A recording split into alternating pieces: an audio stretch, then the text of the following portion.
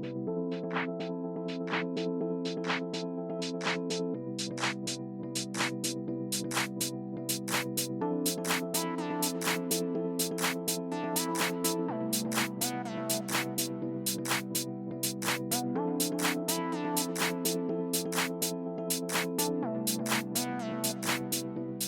afternoon, guys.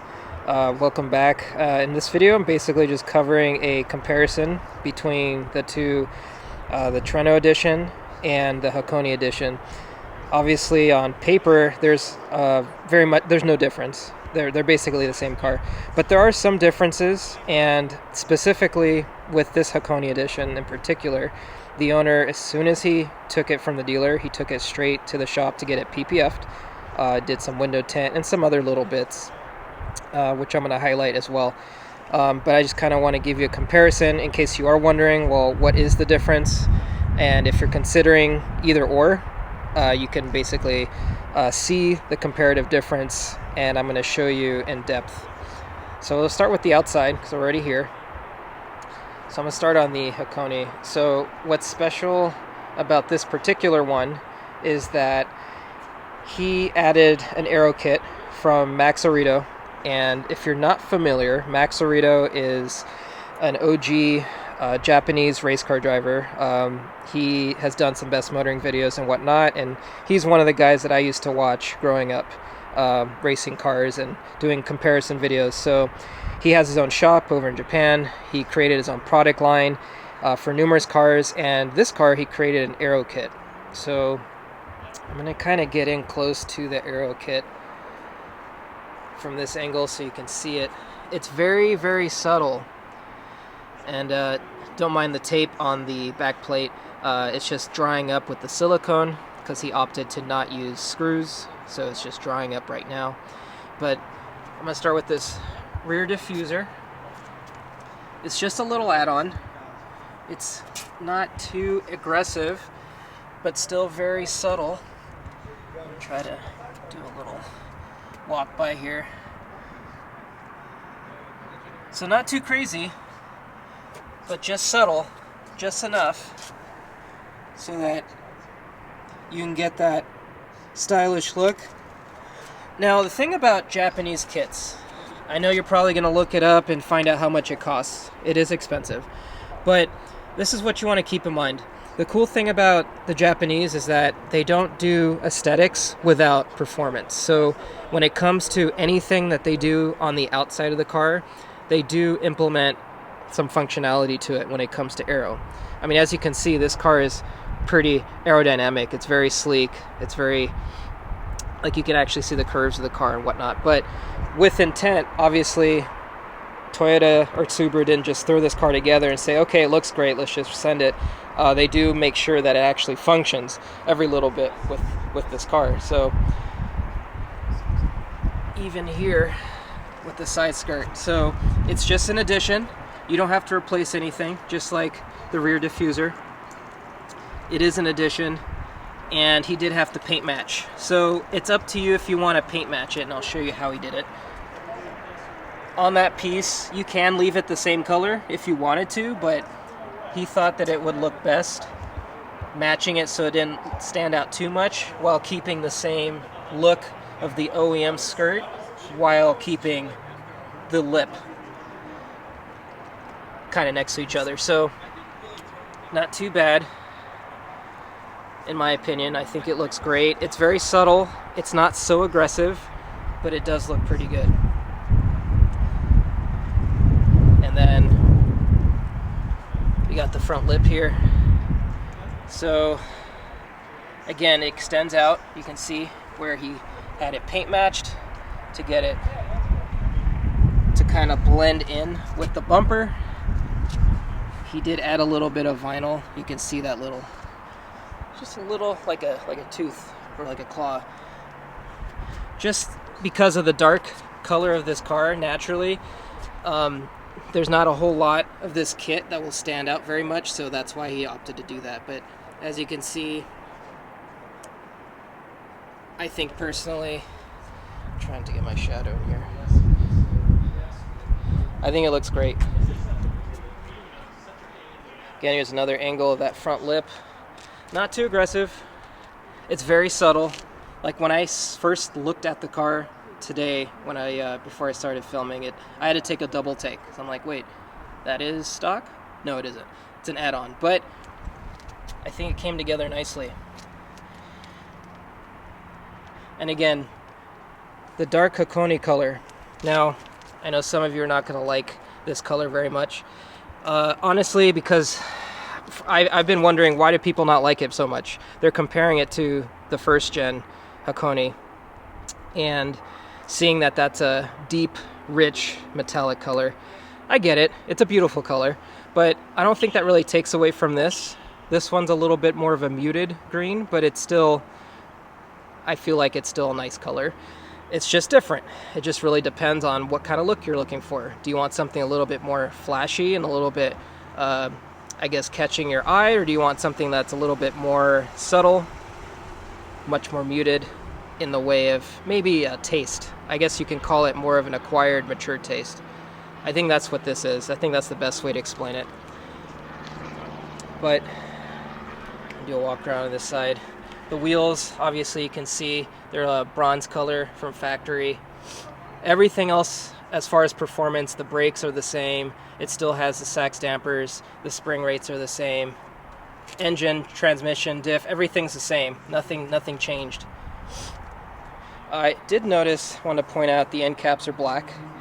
So a couple differences of how on my car, I'm going to go over that in a bit, but you can see that the end cap matches the duckbill and then some other bits that are black. But this one, the rest of the car is green, and then just that is black.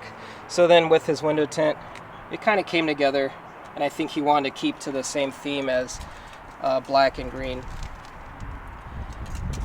Here's the rear wheel. Do a skirt, kind of do a coverage going backwards here. Now you can see that lip. I think it's noticeable enough to where it stands out, but not too much to where it's insane. Like, I don't think a cop's gonna look at you and think that you're worthy of being pulled over because you're heavily modified. I think it's subtle. I don't think they'll care too much for it, to be honest, to pull you over. And then there's, so I guess it's called a rear spat. It's its own little thing. You can see he paint matched just to kind of blend it in. You don't have to do that. It was just a preference of what he wanted. That was the owner's preference. I think it works because it's kind of like a dark color on a dark color. So you kind of want to save as much as that if possible. And that was his goal with it. And then here's the duckbill. Same color as the car, so it just kind of matches. Blends in with it, if you will. Opposed to how my car contrasts the black. But obviously, in comparison, I would say you have the Trueno Edition. That's very hot boy racer in many aspects. And I do cover more specifics in the other video when I compared it to the BRZ TS. I'm going to include the link to that as well if you want to do that comparison. But very much a hot boy comparison to the BRZ. And this is, I would say, the equivalent if you want something that's, I guess, more calm, mellow, for the mature audience. I think it's a beautiful color. Of course, that is subjective, but that's just my opinion. It is very calm and subtle, opposed to other cars that are out there, like the Neptune Blue, the way the Trueno, the white and black is, and what have you. There's so many options, but as far as the exterior, that's pretty much it. So that just makes this car unique with this Max Orido kit. I did accidentally miss this badge. Here you go. So it does have the Hakone Edition. I like that it has the mountain right there with the car. That's a nice little touch on the outside. So since it was PPF'd, there was a little, I guess, it was a PPF surface on the trunk right there on the edge. He just had that removed because I think it was etched GR86. Otherwise, that's pretty much it when it comes to the Hakone. So it's really bright out, you can't really see it, but it does have puddle lights, and it actually says Hakone Edition on the floor, but since the sun's out, we can't really see it. It's not that bright. The light isn't that bright to be able to see it now. But the door, pretty straightforward, just with the stitching on there, just the contrast. Then you have, you got your plaque. It's one of 860 that they've made of the Hakone Edition.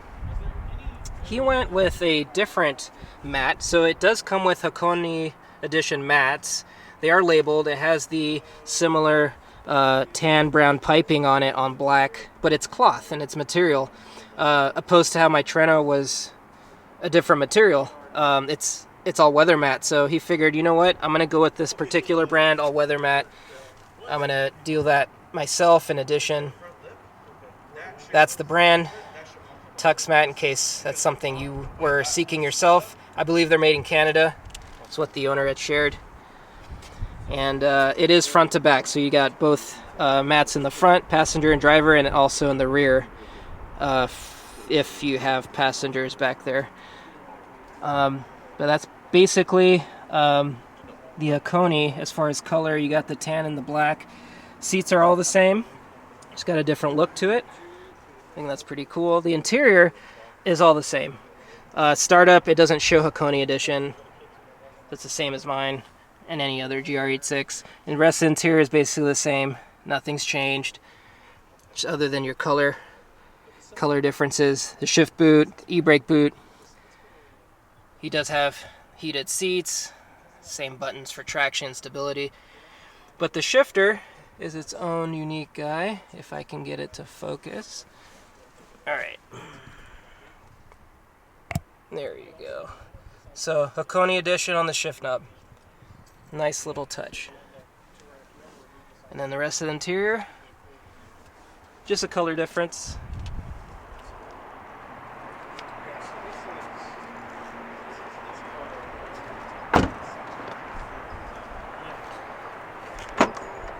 So I mentioned the mats that he got all around in the rear. He also did the same for the trunk. So you can see, same brand, different brand, all weather, but still covers all of the trunk. Nice little touch.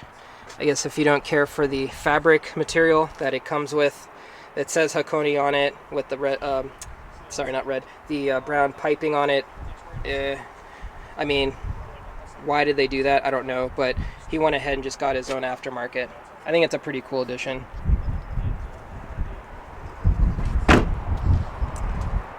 Let's see if you can actually show you the rear seats. They're not anything special or different, but just for the sake of looking at it. And then now you can also see the all-weather mat in the back. So if you do fit anyone back here and they can actually get their legs behind the seat, there you go. And then this just has the brown stitching on it, and the rest of it is just black. Just another view of that.